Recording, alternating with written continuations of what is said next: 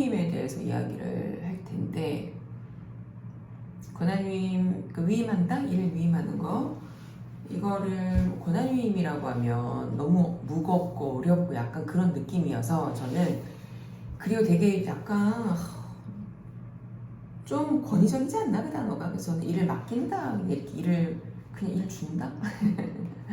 자, 누군가한테 일을 맡기려면 어떻게 해야 되는지. 그러니까 팀장의 입장이어서도 그렇고, 사실은 뭐 대리도 사원한테 일을 맡길 수 있고, 과장도 대리한테 일 맡길 수 있고 그렇잖아요. 물론 요즘에는 직급이라는 게 없고 팀장하고 팀원이 이렇게 이루어진다고 하긴 하지만, 그래서 자, 일을 누군가에게 내가 이제 이렇게 줘야 돼. 일을 하게끔 만들어야 되고 뭐든. 그게 온보딩이 될 수도 있고, 온보딩 과정에서 그렇게 할 수도 있고, 온보딩 과정이면 상대적으로 좀 젊은 친구가 이렇게 이제 일을 주게 되고 그렇잖아요. 그래서 제가 그 세 가지로 얘기를 좀 할 텐데, 저는 약간 과학적으로 얘기할 거예요. 일단 일을 맡길 때 1, 2, 3, 세 개의 단계가 있는데, 첫 번째 어떤 일을 맡길지 적어본다예요. 좀 세부적으로. 제가 일을 맡기듯이 파워포인트 한 장 띡 이렇게 주는 게 아니라, 그러니까 스토리를 짜보는 거죠. 그래서 내가 얘한테 어떤 일을 맡길 거야? 이거를 뭐 예를 들어서 어떤 임무인데, 그 임무를 수행하기 위해서는 그 안에 해야 되는 무수히 많은 태스크라고 하는 게 있잖아요. 과업이라고 해야 되나? 네, 과업. 그러면 이 강의안을 만드는데, 저는 그냥 제 일 걸로 얘기를 할게요.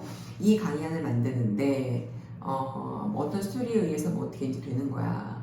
그러면 거기에 대해서 너가 이 부분은 그래프를 찾아서 여기다가 넣고, 뭐 사람들이 이해할 수 있는 키워드를 뽑아서 여기에 넣고, 그러니까 이것들을 좀 내가 세부적으로 써보는 거예요. 강의안 만들어, 이렇게 좀 되게 무책임한 일이다. 그러니까 이렇게 세부적으로 쓰는 거예요. 근데 이제 쓸 수 있는 만큼, 근데 그 이유가 뭐냐면 우리가 이제 오류가 있어요, 뇌에. 쟤도 그만큼 하겠지, 저 정도는 알아듣겠지, 이런 생각. 근데 그거 잘못된 오류거든요.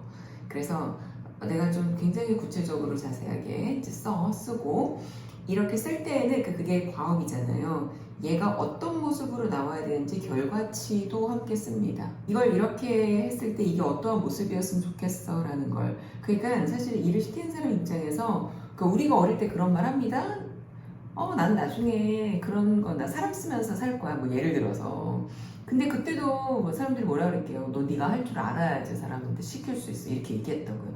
그러니까 내가 그 일에 대해서 정말 완벽하게 잘 알고 내가 묘사할 수 있어야 그거를 그 친구한테 주는 거예요. 그래서 어떠한 일이야? 거기에 대해서 결과치까지 같이 씁니다. 그게 1단계예요. 2단계는 이 팀원에 대해서 내가 잘 아는 거예요. 얘가 어느 정도의 역량이 있는지, 어느 정도의 경험이 있는지, 뭘 해봤는지. 그래서 우리가 예를 들 때, 야, 너 옛날에 그거 해봤잖아. 너 옛날에 전 직장에서 이거 해봤다며. 그래서 우리가 왜 이력서 같은 거 자기소개서 쓸 때, 내가 이 직장에서 어떠한 일을 해봤다, 과거 지향적으로 쓰고 우리가 질문도 하고 그렇게 하잖아요.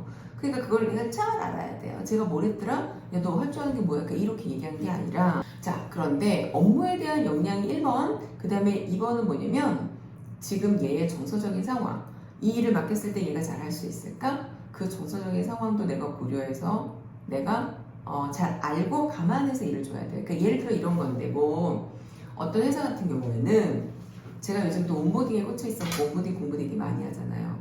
온보딩을 할 수 있는 그 버디 프로그램, 버디를 회사에서 뽑아요. 뽑는다고 해야 되나? 모집을 해요. 버디를 자원할 수 있게 하는 거예요.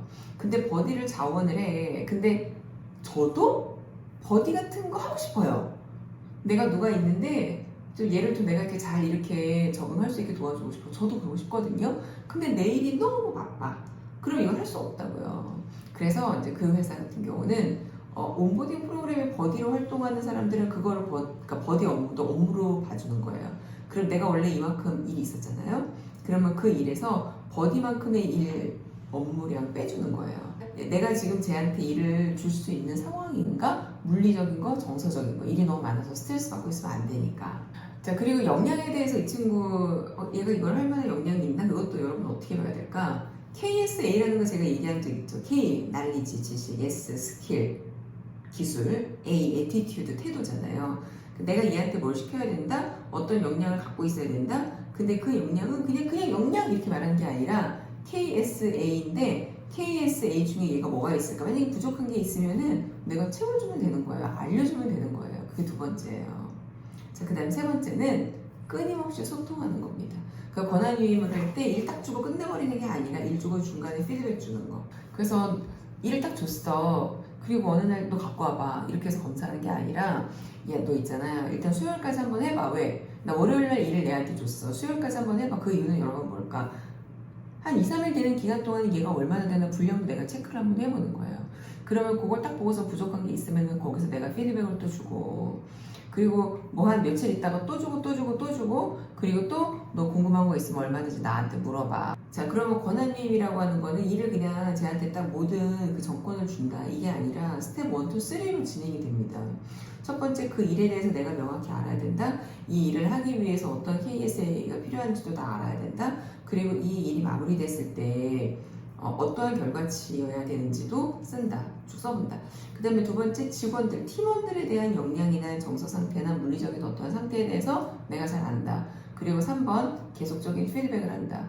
근데 계속적인 피드백을 한다, 이거는 또 뭘로 연결될까요? 그게 또 원어원이잖아요. 그러니까 우리가 원어원을 자주 해야 되고 정기적으로 해야 되는 이유가 또 여기에 들어간다니까요. 계속적으로 소통을 해야 우리가 KSA에 뭘 갖고 있는지도 얘 아는 거고, 얘가 뭘 하고 싶은지도 아는 거고, 그리고 원어원을 할 때 내가 비전도 얘한테 주는 거예요. 물론 얘가 가지고 있는 비전이 있을 수도 있겠지만, 네가 이 일을 할 때 이 일의 의미는 이런 거다. 네가 이 일을 할 때 지금 되게 하찮잖아. 근데 이게 나중에 이만한 어떠한 게 되는 거다. 이거를 원어원을 통해서도 알려주는 거예요. 그럼 제가 또 다음에는 원어원에 대한 거 말씀을 드릴게요.